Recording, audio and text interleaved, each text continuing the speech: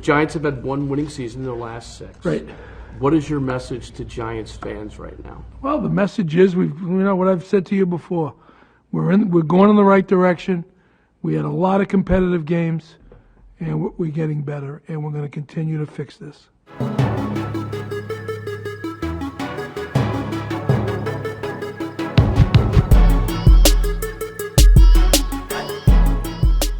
Il le disait en 2018, Gettleman était pas loin de la vérité, on continue à s'améliorer et on va continuer à réparer cette équipe. Et bien voilà, belle démonstration de la progression. Défaite 38-11, épisode 38 Only a Giant Podcast.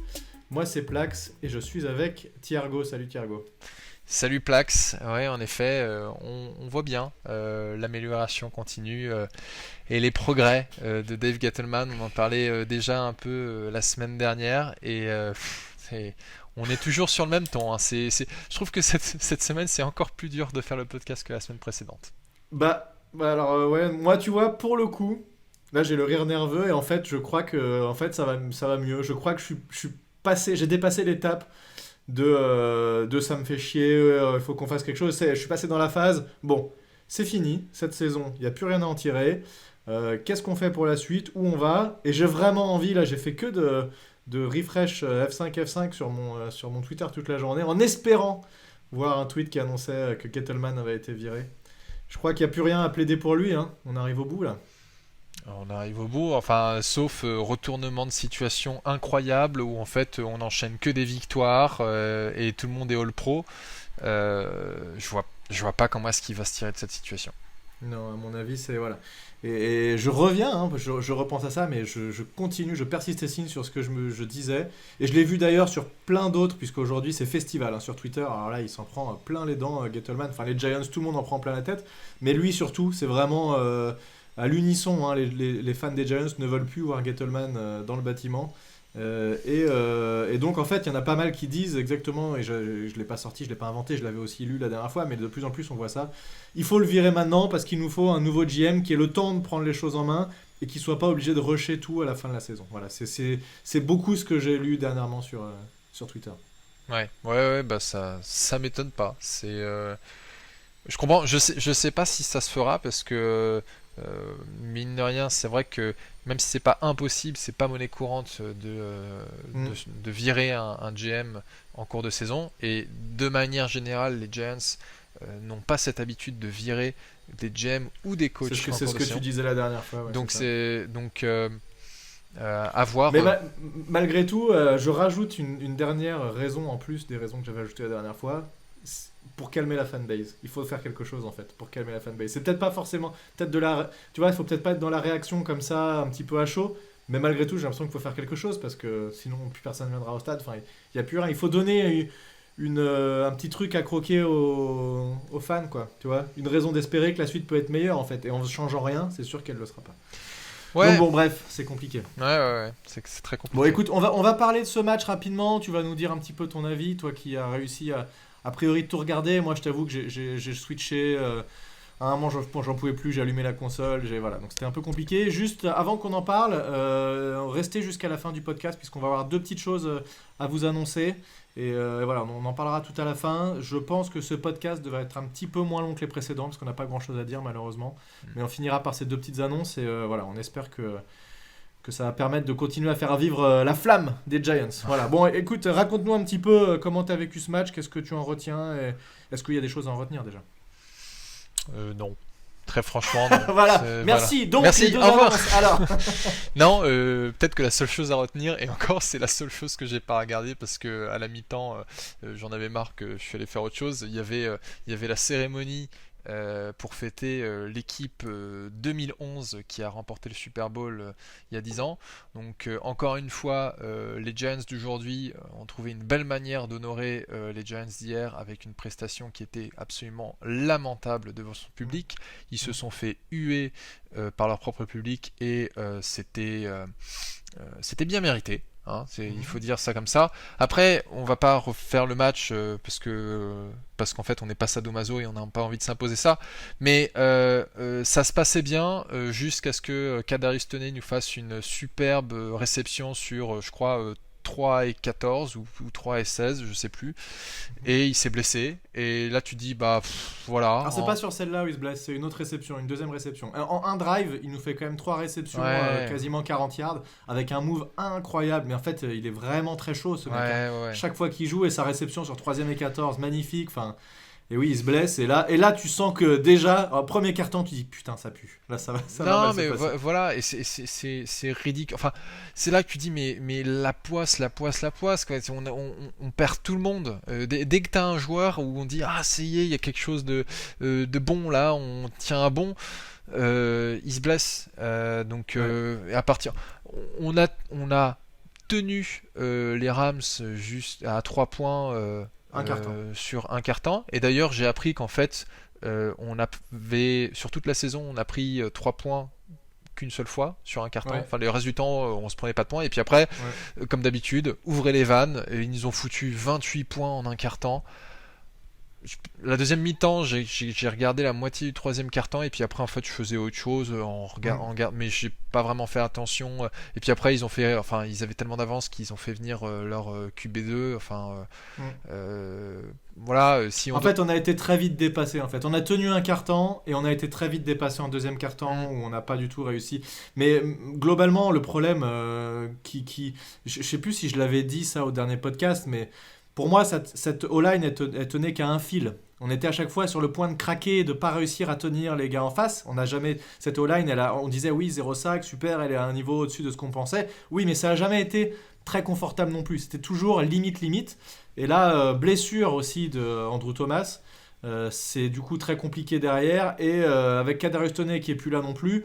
Plus de joueurs à qui on peut faire des remises rapides. On est obligé de...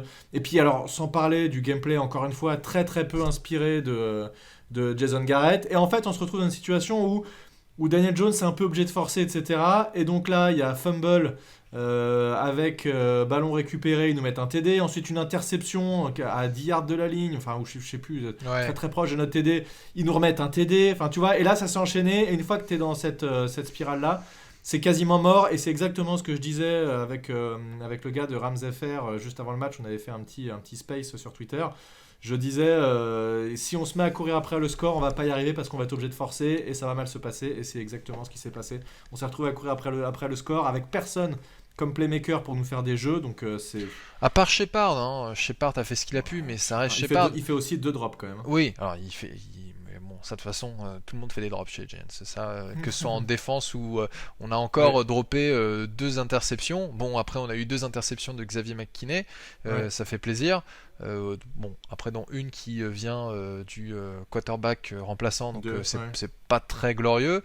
Sterling Shepard nous fait 10 réceptions sur 14 passes dans sa direction pour 67 yards, mais ça suffit pas. T'as aussi Leonard Williams qui nous a chopé un sac et demi. Donc c'est pas mal, mais bon, c'était des coverage sacks à chaque fois. Sterling Shepard d'ailleurs, tu parlais de lui, il tombe sur une balle qui est interceptée. Hein. Là, il est à peu près tout seul, il tombe et la balle du coup lui passe au-dessus. Elle est interceptée derrière. Mais après, tu parlais de la ligne offensive. On voit à quel point en fait Andrew Thomas faisait énormément pour cette ligne offensive, parce que c'est clair. Et comme quoi il s'est beaucoup amélioré d'une année sur l'autre. Mais en fait, sur cette ligne offensive, il y a plus personne. Parce que en fait on l'a déjà dit, on va pas faire la discussion de la semaine dernière. Peart et Solder, ça va pas sur les tacles. On n'a plus de centre parce que Gates s'est éclaté la jambe comme pas possible. Et en garde, Hernandez c'est toujours médiocre. Et alors Hernandez, a priori de ce que j'ai lu, c'est le seul qui a été à la hauteur sur ce match aussi. C'est le seul. D'ailleurs, il est plutôt moyen plus depuis le début de la saison. C'est le seul qui est à peu près stable. Il me semble quand même qu'il a fait un méchant false start à un moment. Peut-être, mais il prend pas de sac a priori. Mais après, tu vois, on voit tout un tas de no-name passer en left guard. Enfin, c'est déplorable. C'est complètement ridicule. D'ailleurs, on a mis un mec là, Martin, qui a Wes une Martin, PFF grade de 0,0. Non, et puis après, parlons de la défense un instant. On s'est pris 130. Attends, juste avant que tu parles de la défense, je voudrais juste te mettre un petit questionnaire. Est-ce que tu sais qui est un O-line actuellement chez les Cardinals, qui est un des piliers de leur ligne offensive, qui fonctionne très bien et que Dave Gettleman a laissé partir quand il est arrivé pour le remplacer par Patrick Omameh? était chez Oui, qui était chez nous. Weston Richburg.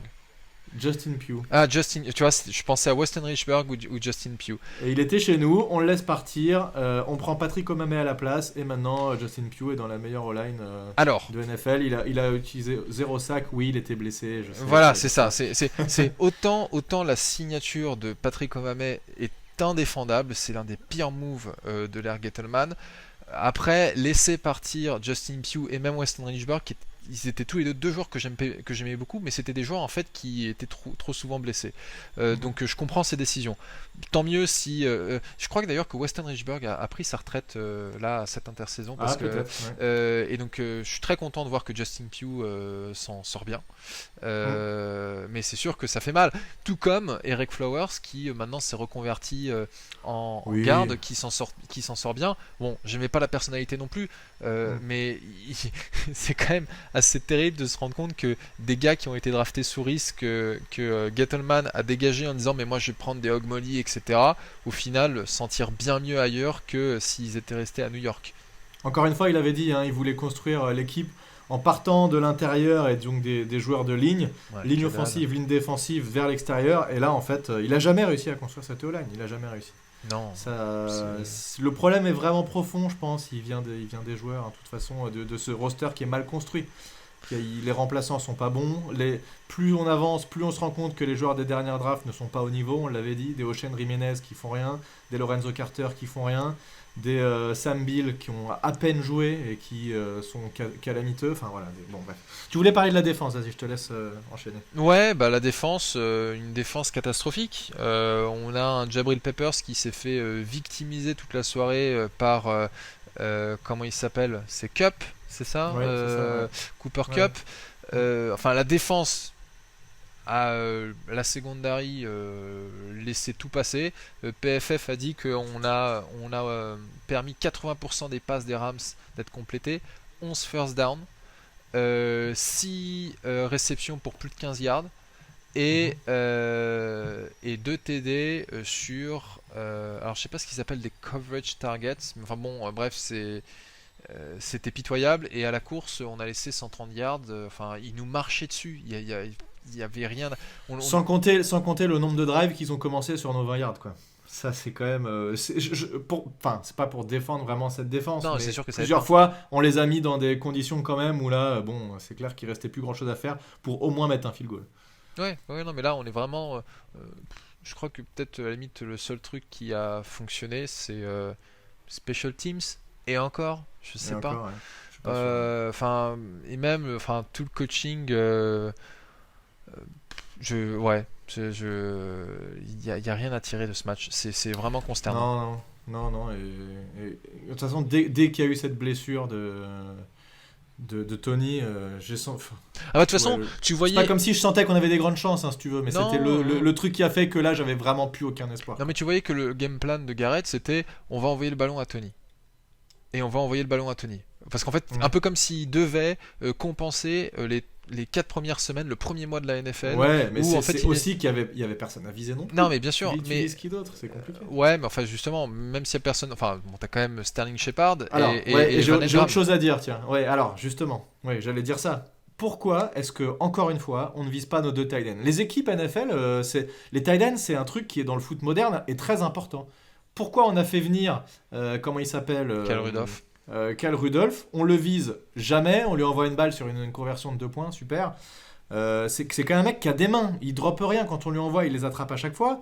Et Van Engram, on sait pas le mettre dans les bonnes positions. Bon, bah on n'a plus de playmaker, on n'a plus rien, fait jouer sur les tight ends. J'ai l'impression qu'il n'y a pas de plan de jeu qui est bien organisé. Enfin, on revient encore à ce même deuxième point. Premier point, virer Gettleman. Deuxième point, virer Jason Garrett. Jason Garrett, c'est toujours les mêmes trucs. On en revient, quoi qu'il arrive, on en revient à la même chose à chaque fois. Ah, ouais, complètement.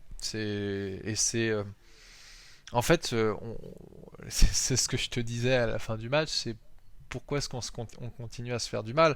Et on a reçu un DM de la part de notre ami François Manardo, qu'on salue, qui avait le même constat que nous. En fait, c'est aujourd'hui, mais pourquoi est-ce que tu supportes les Giants? T'as aucune raison de le faire. Alors on le fait parce qu'en fait, il y a bien entendu derrière toute une histoire. On a passé face à une équipe qui nous a apporté beaucoup de plaisir et on est en pleine traversée du désert. Moi, j'ai des amis qui supportent d'autres équipes et qui m'envoient des messages en me disant franchement, t'as du courage, hein. T'as du courage de continuer à faire tout ça. Mais c'est pareil pour les auditeurs qui continuent à nous suivre, hein. Le fait qu'ils soient toujours là et qu'ils s'imposent ça, Ouais. ça montre que ce sont des vrais fans extrêmement Exactement. loyaux. D'ailleurs, on en reparlera tout à l'heure. Tu vois, j'espère un truc en fait. Aussi, tiens, encore une autre raison pour virer Gettleman, c'est que ça va nous redonner de l'intérêt. On va faire des moves. Peut-être qu'on va laisser partir certains joueurs qui ont des contrats importants, qui sont pas bons ou qui sont pas au niveau qu'on les attendait. Typiquement, un Adoree Jackson. Je suis désolé, mais un Adoree Jackson, on attendait tous énormément. Il fait rien du tout. Il est invisible. Et tu te dis, bon, bah, c'est peut-être aussi pour ça qu'ils l'ont laissé partir, les Titans aussi, parce que peut-être qu'ils avaient vu que le mec était pas bon, alors il était aussi blessé chez eux. Mais pour l'instant, il n'est pas du tout au niveau. Donc je pense qu'en fait, là, il y a une vraie analyse à avoir sur ce roster, se dire qui vraiment... Alors, il le disait aussi, Joe Judge, il disait, il faut aussi voir qui a envie de se battre, parce que dans ces niveaux-là, c'est aussi là que tu vois les gars qui ont envie de se battre et qui ont envie de tout donner pour l'équipe. Et les starlets qui sont là que pour faire les beaux catchs et quand tout va bien. Bon, bah oui, effectivement, quand ça va bien, tout le monde va bien et il n'y a pas de problème. Mais quand ça va mal, bah, il faut aussi qu'il y ait des tauliers qui soient là et qui soient capables de supporter l'équipe. Donc on va voir. Et c'est aussi pour ça que, je redis ce que j'ai dit tout à l'heure, mais il faut du temps à un éventuel nouveau GM pour analyser tout ça, faire les bons moves, ne pas re-signer des joueurs n'importe quand. Parce que j'ai vraiment peur des panic moves de Gettleman et de ce qu'il peut faire en mode je vais essayer de sauver ma peau. Limite, presque le meilleur truc qu'il pourrait faire là, c'est de se dire bon, pour sauver son honneur, se dire j'ai raté, je laisse ma place, je m'en vais et je vous laisse gérer, essayer de rebondir sans moi parce que je suis pas la bonne personne quoi. Bah, Je suis honnêtement, je pense pas qu'il puisse faire un truc comme ça, mais ce serait presque le beau move à faire de sa part parce que là clairement plus personne peut le supporter et je sais pas ce qu'il fait encore là quoi. je sais pas quel âge il a, il doit avoir 75 ans ou plus. Là, t'as envie de dire, bon, c'est bon, papy. En plus, il te rappelle qu'il avait eu un cancer, c'était compliqué pour lui, la santé, tout ça. Oui, il ferait bien qu'il aille faire autre chose, profiter de son argent. Ouais, voilà. Je pense que de l'argent, il en a suffisamment, ça c'est sûr. Mais Oui, je crois qu'avec Gettleman, et on a eu plusieurs exemples, il y a une énorme part d'ego. C'est sûr. Non, mais Il ne te dira jamais que Saquon Barkley était un mauvais choix.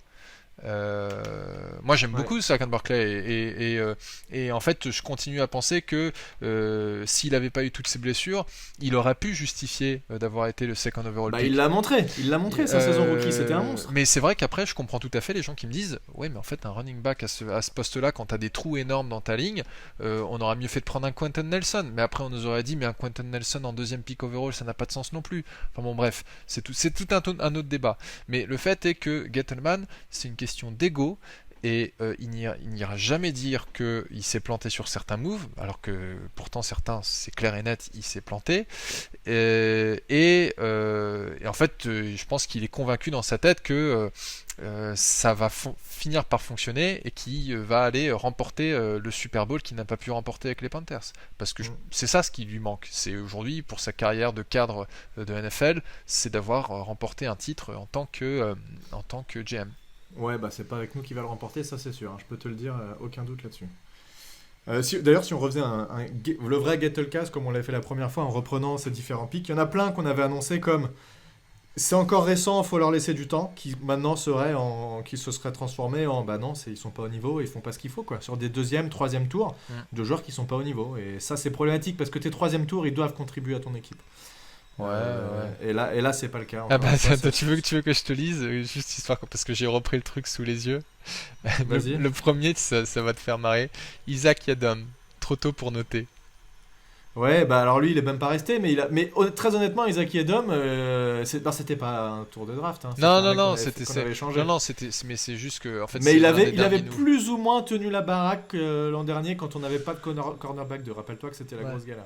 Mais tu vois, on avait aussi mis trop tôt pour noter pour la draft de l'année dernière. On commence un Andrew Thomas, on commence à voir de bonnes choses. Après, t'as des gars style Darnay Holmes, Shane Lemieux, qu'on voit pas tant que ça. Darnay Holmes qui joue plus. Ouais, donc le mieux que les blessés. Mais par contre, si on regarde l'année d'avant, là, je me souviens plus qui on avait drafté l'année d'avant, mais là, je pense qu'il y a moyen de faire un peu de carnage. Attends, je te dis ça. Daniel Jones, Je sais même pas si j'ai envie de savoir. Daniel Ouais, vas-y. Jones, Dexter Lawrence, Ouais, Lawrence qui est moyen pour l'instant, voilà. mais qui est correct, qui fait le taf. DeAndre Baker. Non, mais non. DeAndre Baker, c'était un premier choix d'une autre draft. Non, tu confonds avec Sam Beal.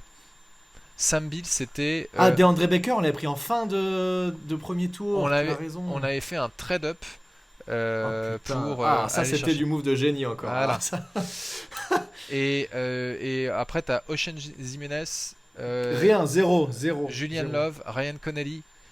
Ryan Connelly Ryan blessé, il joue même plus en NFL. Julian Love, par contre, c'est le seul qui est correct là-dedans. Darius Slayton, Corey Ballantyne, George Asafo Adjei, Chris Slayton. Ballantyne, rien du tout. Ouais. Ok, il n'y a que Slayton et encore, je pense que Slayton, c'est typiquement le joueur qui sera jamais renouvelé après ses 4 premières saisons parce qu'il est pas assez régulier. Non, c'est clair. Mais Bon. Voilà. Bon, bah c'était rapide comme podcast. Ouais, Au moins, on n'aura pas mis trop de temps. Alors, Est-ce on qu'on parle, s'arrête là, est-ce qu'on parle juste 2 secondes de la prochaine branlée? Bah oui, alors justement, parce que du coup, ça fait le lien avec une de nos 2 annonces. Ouais. Puisque ce qu'on voulait vous annoncer, c'est que on en a parlé, on vous avait fait une petite question, un petit sondage sur Twitter. Est-ce que ça vous intéresserait qu'on fasse un Twitter Space. un Twitter Space, ouais, je me souviens plus comment ça s'appelait. Un Twitter Space, donc en fait, pour ceux qui connaissent pas, c'est un espace d'échange dans lequel on va tous les deux parler. Alors on sera tous les deux, je sais pas si on sera ensemble ou à distance. Peut-être à distance, comme ça on pourra rage quitter tranquillement, j'en sais rien, on verra bien. En tout cas, on sera tous les deux à plus ou moins commenter, discuter, parler de tout et de rien. Et puis comme ça, voilà, ça va nous occuper un petit peu pendant le match. Et vous pouvez donc vous connecter à ce space-là. Vous verrez l'annonce, de toute façon, quand le space sera lancé, vous verrez qu'on est en train de discuter. Vous pourrez venir vous connecter et venir soit écouter, soit participer éventuellement si vous avez envie de dire des choses. Et plus il y a de monde qui participe, mieux ce sera. Vous pourrez insulter, dire tout ce que vous voulez. De toute façon, c'est pas enregistré. Une fois que le space est fini, il disparaît à tout jamais. Donc vous aurez le droit de vous lâcher, dire ce que vous pensez, dire votre haine de toute cette équipe, de Dave Gettleman, etc. On pourra vraiment échanger. Le but, c'est qu'il y ait un maximum d'échanges, que ce soit pas juste nous deux qui parlions. Donc ça, c'est la première annonce. Et en fait, le petit truc qui nous gêne un tout petit peu, et on a un tout petit peu d'inquiétude, c'est sur le fait qu'on aura tous un peu de décalage.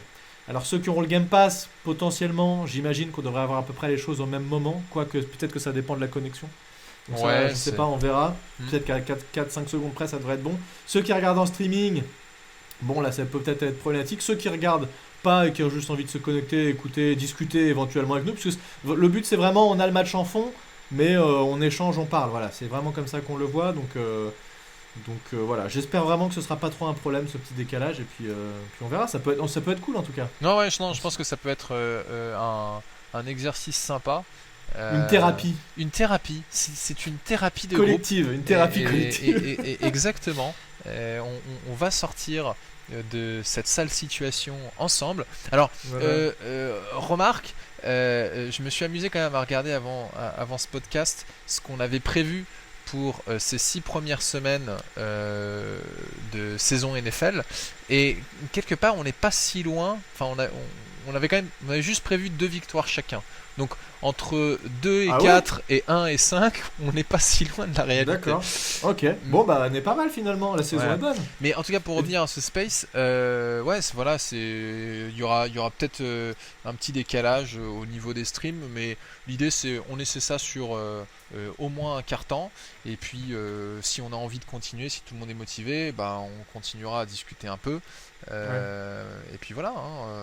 Je sais pas si on pourra faire ça à chaque match, mais au moins sur les matchs qui sont à 19h, c'est simple à faire.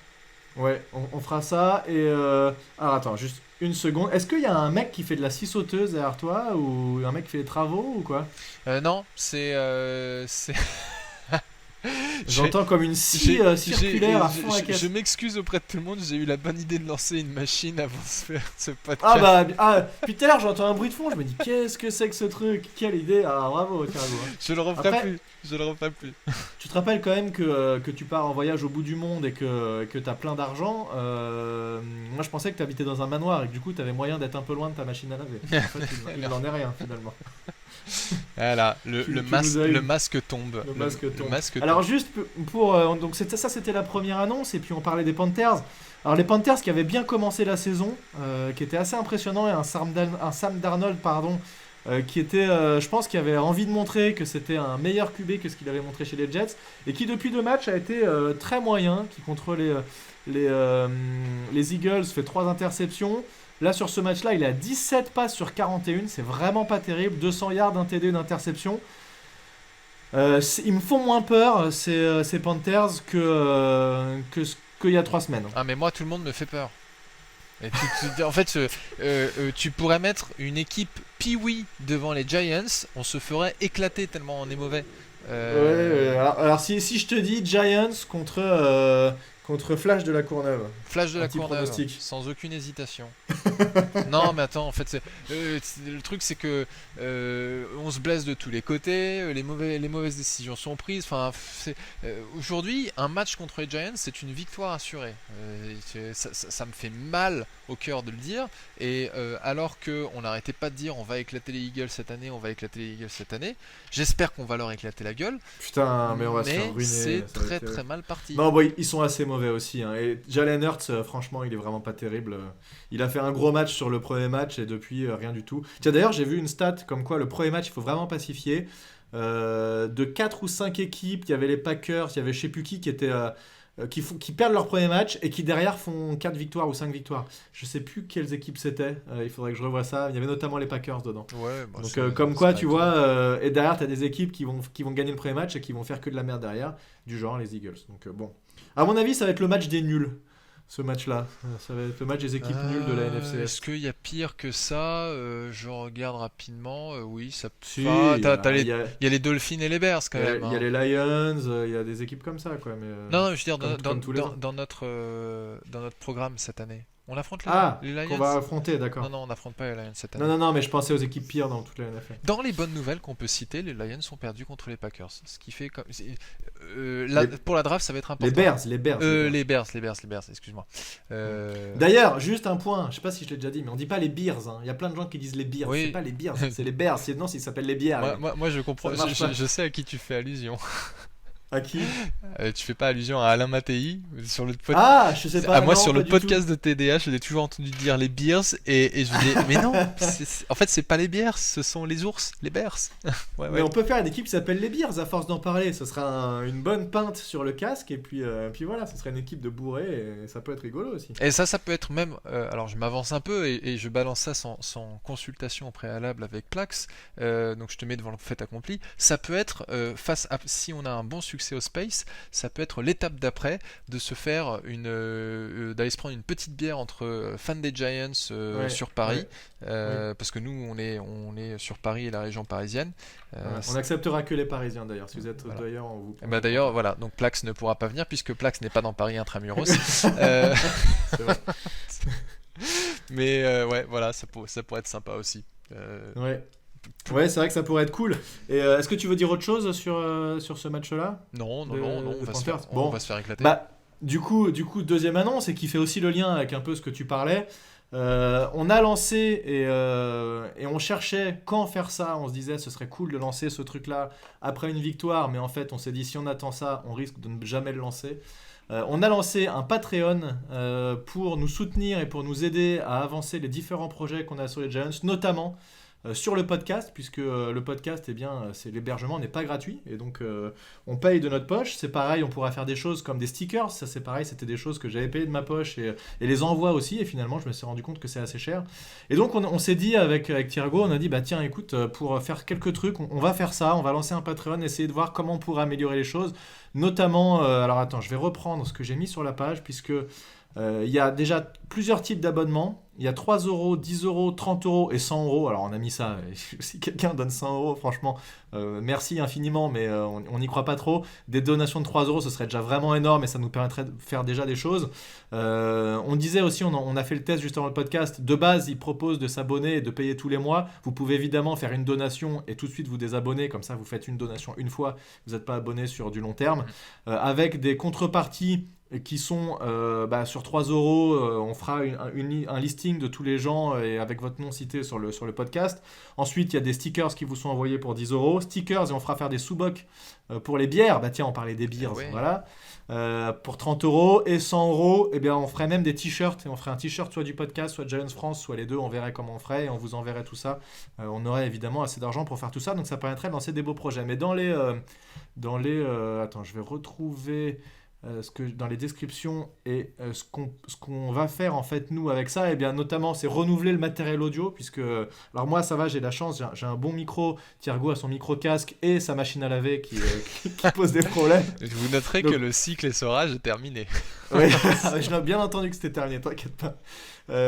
Donc voilà, acheter du matériel audio. On pourrait éventuellement aussi, si on a aussi un peu plus d'argent, acheter des goodies, faire des concours, vous envoyer des goodies comme on l'a fait avec les stickers, etc. parce que c'est quand même une somme. Et réaliser des t-shirts, ça ce serait aussi un truc qui serait très cool. Faire soit des t-shirts, soit des sweats, et ça permettrait, si on a un peu d'argent, de faire des choses moins chères, puisque ça peut être cher. Alors moi, le truc que j'adorerais un jour, ce serait avoir un hoodie, un sweat capuche du podcast ou Giants France. Ce serait vraiment très cool d'avoir ça, mais ça coûte aussi des sous, et donc voilà, on essaiera de faire tout ce genre de trucs là. Donc on a mis une description dans le Patreon pour que vous voyez un petit peu ce qu'on va faire. Et de toute façon, si on fait ça, je voudrais une clarté absolue, et je pense que sur Touchdown Actu, ils le font super bien, ça aussi. Alain, il prend bien la peine à chaque fois d'expliquer exactement comment il a dépensé cet argent, parce que j'ai connu beaucoup de entre guillemets pas arnaque, mais de mecs qui arrivaient à récupérer pas mal d'argent sur certains projets et qui finalement, on savait pas trop ce qu'ils en faisaient. Donc là, je voudrais vraiment une transparence. Ouais. Voilà, donc expliquer exactement ce qu'on a fait, avec quel argent,